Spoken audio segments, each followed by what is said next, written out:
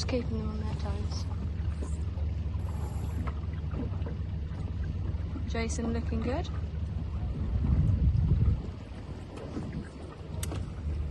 Can you come and sit right here?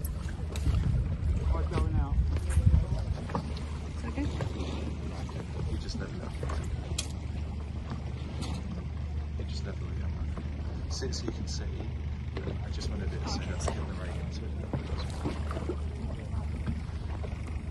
Right, this is day 4 in the morning. This is the first attempt at a lured mark madness. The lured mark is the big yellow. Not long started the exercise here. So what we're looking for is any overlaps as we go into the free boat length zone, and which boat is able to have mark room coming into this. You can see looking across here, we've got a good line of boats. We've got 1, 2, 3, 4, 5. We've got at least 5, maybe 6 boats as overlapped at once. It's a port round into a left turn here. So the boat that's closest to the rib, the boat that's closest to the screen, is the boat that's going to have mark room. On the others, it's overlapped to the what would be the outside of that boat.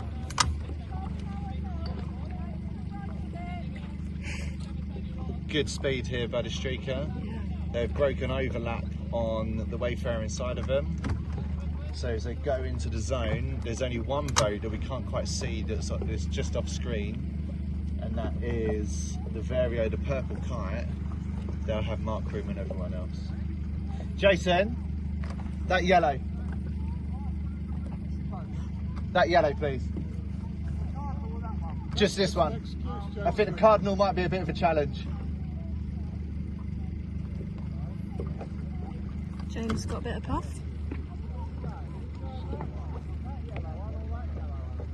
One on the end.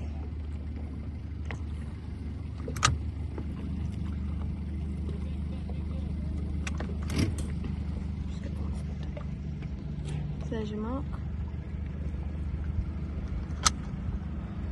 You've got mark room and everyone here, even the streaker.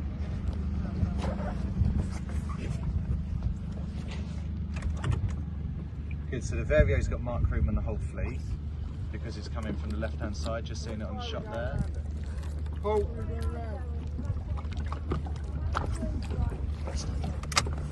So the purple kite could have jived just inside there, but they've decided to sail through. That's fine. Wayfarer's got room on everyone behind it. The 400 does not have room on the streaker, so we'll see just how this kind of pans out. Streaker's been very kind there, giving room to the boats inside of it. James's Variosa 658 does not have room on the purple kite with Jason, but on that rounding has given room to Jason to be able to sail around the mark. The 2 red boats here also don't have room on the Vario. Will be an obstruction. Don't think Jeff in the streaker has room on the other boats there, but again, people are just being sensible, being very polite on our roundings.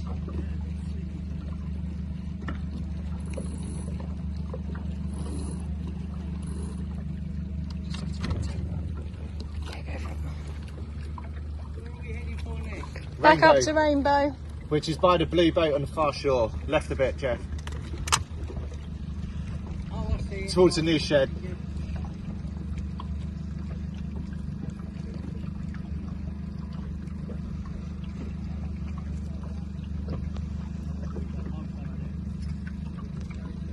Right, Thursday afternoon, race 1. First lured mark rounding. So we've got the 400 coming round here. Choosing to do a left turn. They must have some insider knowledge on the tides, these locals here. What they got here is they got a really nice tide angle to the bow angle. So on port tack, you're actually getting lifted up to the top mark. A sneaky move. Next, we've got James coming around in the Vario, looking to do something similar.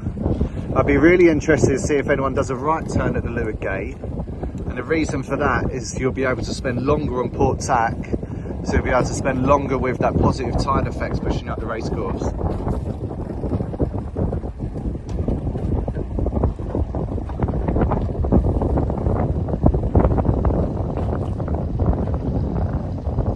Breeze is lovely, 8 to 12 knots, boats are fully powered up, sunshine and smiles, exactly what we want.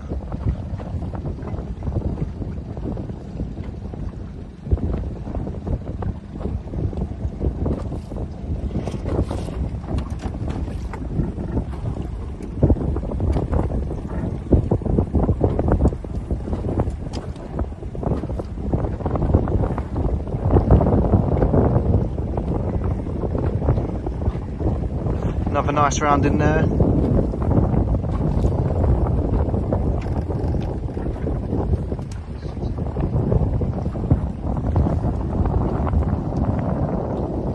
So you got a few more boats just coming down into this Leeward mark as well.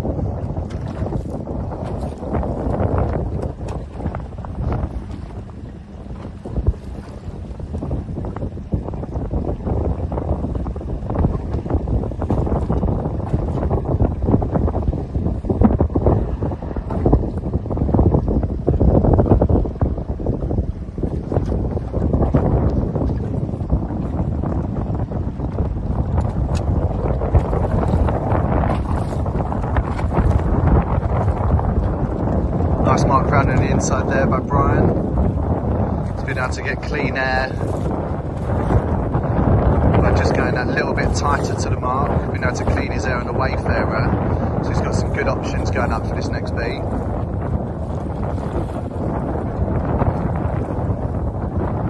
Then we got a Comet and a few others just coming down. Unfortunately, you're going to have to stop the filming there because the race leaders are making their way down to Leeward mark. I think we'll be able to sneak in these last two boats coming round.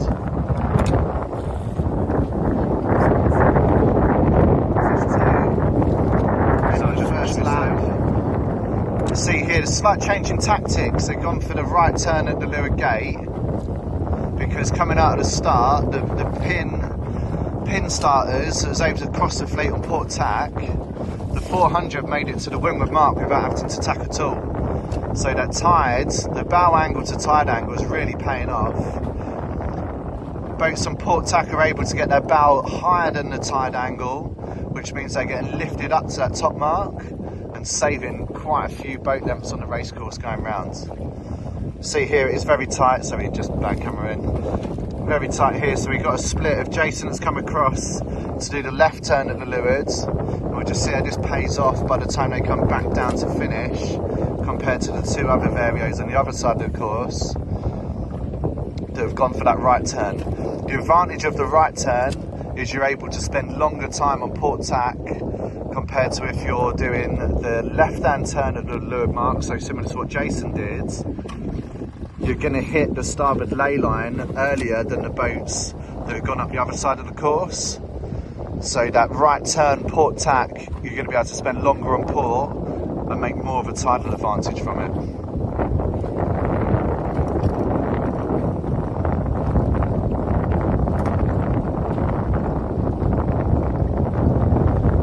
Here we go, final race of the day, coming into the downwind of the first lap.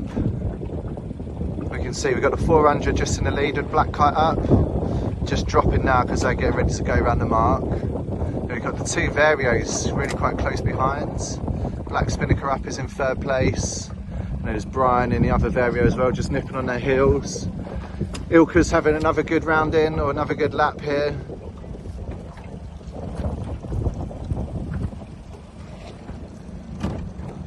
They've also, just at the top of the pitch, we've got the Wayfarer streaking the other Wayfarer. Tough race course decisions here. The tide is starting to pick up in strength, and looking up the course from where we are, the tide is going from the right hand side of the screen to the left hand side of the screen.